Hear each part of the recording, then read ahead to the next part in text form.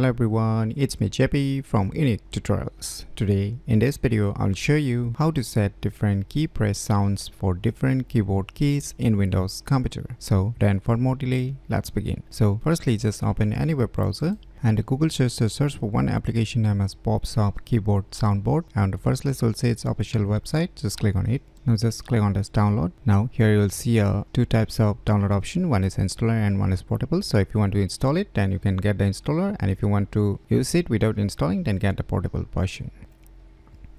So finally the file has been downloaded, so let me go to the folder where it is being downloaded and let me close this web browser. Now just double click it to extract the zip file.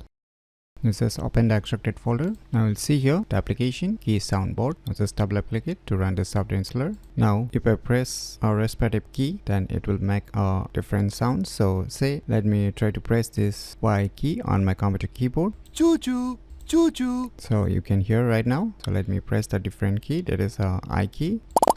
So you can hear the sound now. So if I press the space key, so you can hear a different sound for its respective keyboard keys. So if you want to customize it, then just click on this soundboard and you can just click on this redefine keys, and now you can manually select the respective key which you want to edit, and you can click on this edit and you can click on this browse and you can select the respective music that you want to add. Right now I'll just keep it as it is. So for the rest you can do the same method in order to customize the different key press sounds for the respective keyboard keys. So by using this cool application named as pops up keyboard soundboard, you can easily set different key press sounds for different keyboard keys in Windows computer very easily. So if you never known about this cool application, then you should definitely give it a try.